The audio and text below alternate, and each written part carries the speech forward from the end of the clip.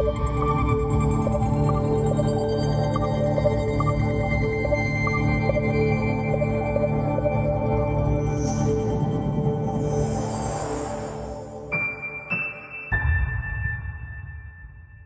warahmatullahi wabarakatuh. Para pemirsa dimanapun Anda berada, mudah-mudahan para pemirsa sekalian selalu dalam keadaan sehat walafiat.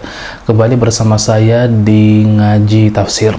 Nah, para pemirsa yang dirahmati Allah Subhanahu wa Ta'ala, kalau kita melihat bahwa salah satu metode yang diterapkan di dalam Al-Quran dalam menjelaskan sesuatu, yaitu adanya yang namanya uslub at-tarhib wa targhib. Jadi Allah menjelaskan sesuatu itu membuat seorang hamba itu takut, ya. Kemudian uslub at-targhib, ya, sesuatu yang membuat hamba atau membuat manusia itu berharap. Jadi dua hal ini Allah Subhanahu wa Ta'ala terkadang menggunakan dalam menjelaskan beberapa hal di dalam Al-Quran.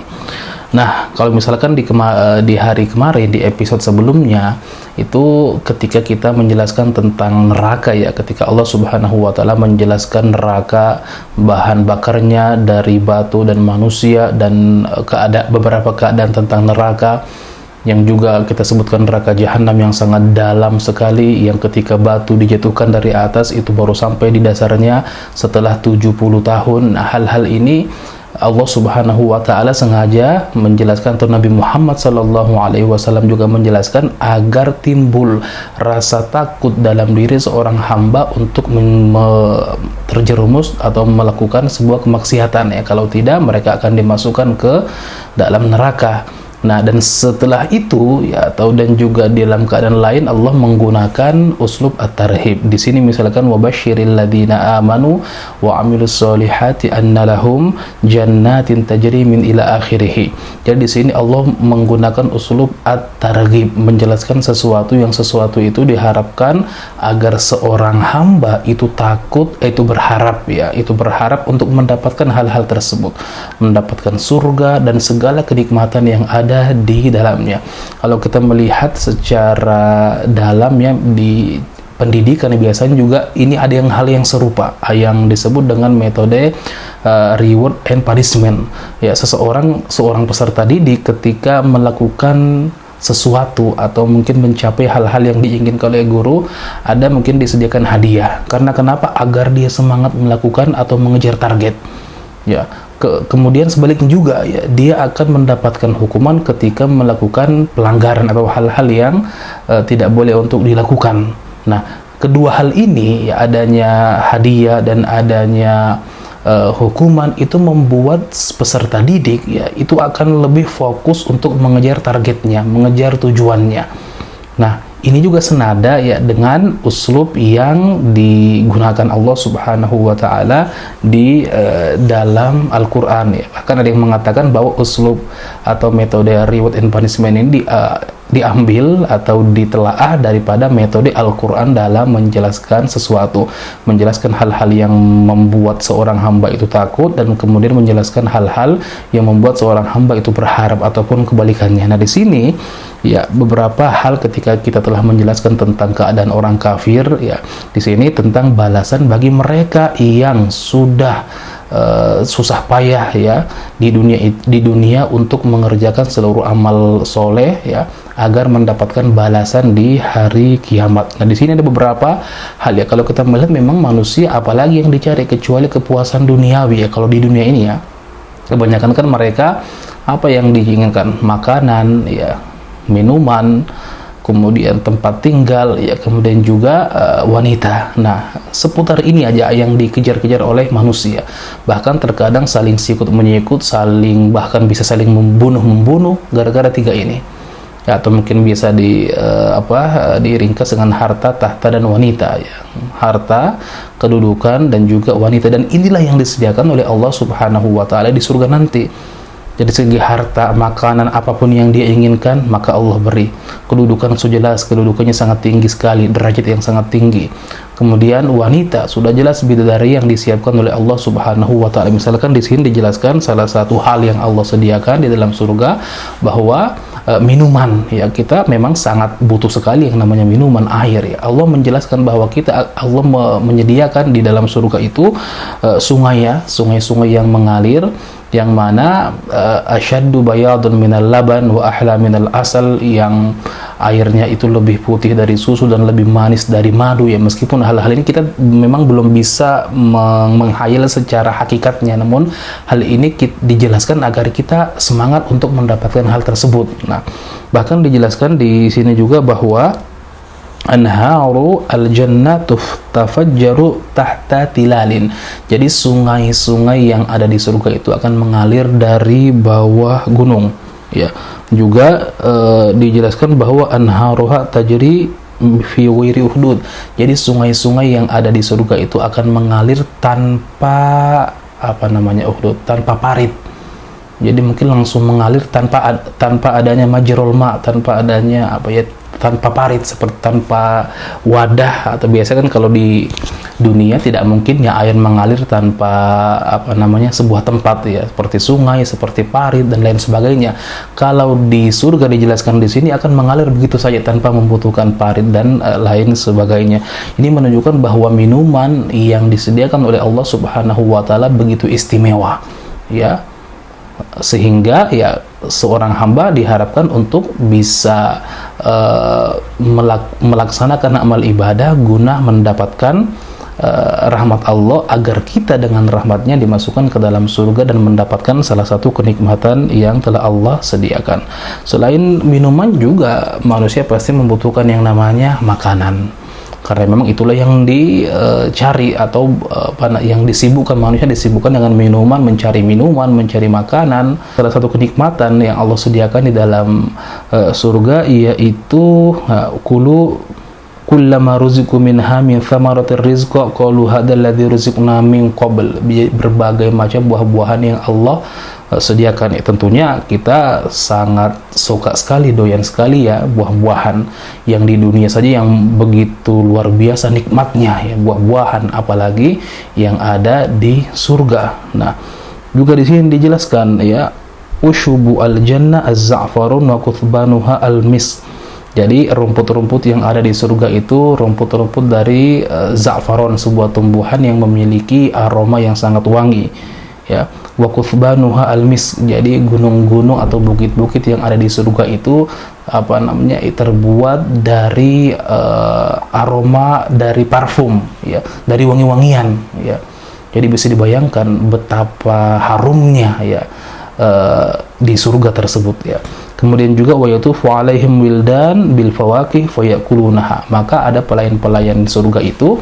Jadi kita tinggal santai saja duduk ya, dan nanti ada datang pelayan yaitu anak-anak kecil ya, wildan, pelayan yang ada di surga, yang kalau kita melihat dari jauh ke anak madza ka'annam lu'lu'an manthur ya, seperti mutiara yang bertebaran. Kemudian pelayan ini, al-wildan ini, datang kepada para penghuni surga memberikan buah-buahan. Tapi ketika selesai dari pemberian itu, datang lagi memberikan hal yang lain. Maka dikatakan oleh penghuni surga, ini kan sudah kita diberikan tadi, kenapa kok diberikan lagi ya? Maka al-wildan, pelayan itu mengatakan, kulu fallaun wahid wa ta'amu mukhtalif ya. Makanlah, karena memang dari segi warna dan bentuk mungkin dia sama, tapi rasanya akan berbeda. Itulah disebutkan wa utubihi mutasyabiha. Jadi artinya berbagai jenis buah-buahan yang akan kita dapatkan di surga nanti, dan seluruh kenikmatan yang kita inginkan kita akan dapatkan di surga. Bahkan kita tinggal duduk santai dan ada pelayan yang akan melayani kita. Ini salah satu nikmat yang ada di surga ya, mengenai makanan dan minum. Dan inilah yang setengah mati manusia kejar dalam kehidupannya di dunia untuk memenuhi kebutuhan primernya ya. Salah satunya adalah makanan dan minuman. Nah, para pemirsa yang dirahmati Allah Subhanahu wa taala, kemudian ya selain itu ya tentunya ketika Allah menyebutkan beberapa buah-buahan yang ada di dunia, kemudian itu juga yang dijelaskan yang ada di dalam surga. Di sini ada hal yang harus kita pahami, bahwa apapun yang kita dengar ya sesuatu yang Allah janjikan di dalam surga berupa buah-buahan, ada anggur, kemudian juga ada pisang, ada buah delima dan lain sebagainya, itu tidak ada yang sama dengan yang ada di dunia kecuali hanya sekedar namanya saja. Hal ini sesuai dengan apa yang pernah disampaikan oleh Ibnu Abbas ya, la yushbihu syai'un mimma fil jannati ma fid dunya illa fil asma'. Wa fi riwayatin laisa fid dunya mimma fil jannati illa fil asma. Jadi sesuatu yang Allah sebutkan di dalam surga ya, jenis-jenis kenikmatan, dan ketika hal itu ada di dunia maka itu hanya sama dari segi namanya saja. Kalau mungkin di surga ada anggur, di dunia juga ada anggur, tapi ini hanya dari segi namanya saja, hakikatnya berbeda jauh. Nah, ini penting untuk kita pahami. Nah, para pemirsa yang terhormati Allah Subhanahu wa Ta'ala, selain kebutuhan primer ya, makanan, minuman yang manusia setengah mati untuk memenuhi kebutuhan itu selama di dunia ini, yang Allah juga akan sediakan nanti di yaumil qiyamah nanti, di surga nanti bagi orang-orang yang beriman dengan segala jenisnya dan segala macamnya ya. Kemudian juga tentu hal yang dicari oleh manusia di dunia ini ya, atau yang dikejar-kejar, salah satunya adalah wanita untuk memenuhi kebutuhan biologis. Nah, ini juga Allah sediakan di dalam surga ya, salah satu kenikmatan yang Allah sediakan untuk para penghuni surga ya. Bahkan di sini walahum, dan bagi mereka azwajum mutahharah, jadi istri-istri yang suci. Bahkan dijelaskan di sini ya, seluruh sifat-sifat keistimewaan yang dimiliki oleh wanita ya, itu kalau di dunia masih kurang, dan yang paling sempurna nanti ada di akhirat. Bahkan juga misalkan di sini mutahharo, jadi mereka itu suci, bersih dari seluruh noda hissi ataupun maknawi. Ya, dari segi hissinya misalkan di sini dijelaskan bahwa mutahharatun minal qadar wal adza, juga di sini minal haidi wal ghaid wal bauli wan nukham wal buzaq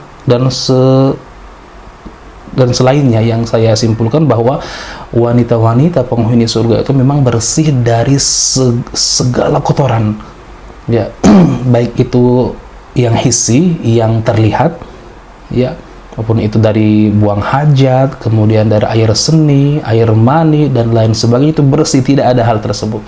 Maupun dari segi maknawi itu sifatnya baik ya, sifatnya bagus, kemudian tidak ada hal-hal atau dari segi sikap yang akan membuat orang lain itu marah. Jadi memang Allah Subhanahu wa Ta'ala sudah mendesain sebaik mungkin bidadari ini untuk melayani para penghuni surga. Karena kenapa? Memang wanita merupakan salah satu hal yang dikejar-kejar atau yang selalu diinginkan ya oleh para lelaki. Nah, para pemirsa yang dirahmati Allah Subhanahu wa Ta'ala, dijelaskan juga bahwa memang di sini dari arti mutahharah salah satunya itu la haidu wa la kalaf ya, wanita yang di surga itu tidak haid, tidak juga melahirkan, kemudian tidak ada beban lain, tidak ada pekerjaan lain kecuali hanya untuk melayani suami-suami mereka ya. Bahkan juga disebutkan bahwa ya tidak ada lelah ya. Kemudian juga laki-laki itu akan diberikan kekuatan ya dalam berhubungan intim ya di surga nanti. Itu ada riwayat yang mengatakan seperti 100 orang yang ada di dunia ya. Jadi memang tidak ada pekerjaan lain ya di surga itu kecuali hanya memang menikmati ya. Hanya menikmati saja, istimta. Dari segi makanan ada, minuman ada, tempat tinggal yang sangat luar biasa, yang sangat istimewa. Selain itu ada juga wanita-wanita yang cantik, jelita, penuh dengan sejuta pesona yang akan melayani mereka ya. Seperti itu.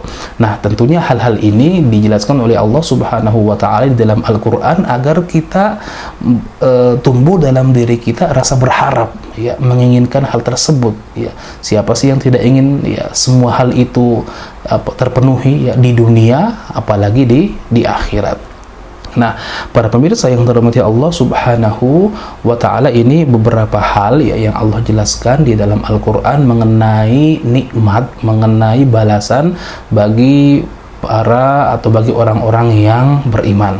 Jadi sebelumnya ketika Allah menjelaskan tentang neraka ya, agar kita takut dan agar kita tidak melakukan sebuah kemaksiatan, setelah itu Allah menjelaskan hal-hal yang membuat kita berharap ya tentang keadaan di surga, tentang kenikmatan-kenikmatan yang ada di surga. Seluruh kenikmatan yang kita inginkan, yang kita ingin dapatkan selama di dunia ini, harta, tahta, wanita dan sebagainya, itulah yang Allah juga akan sediakan nanti di akhirat.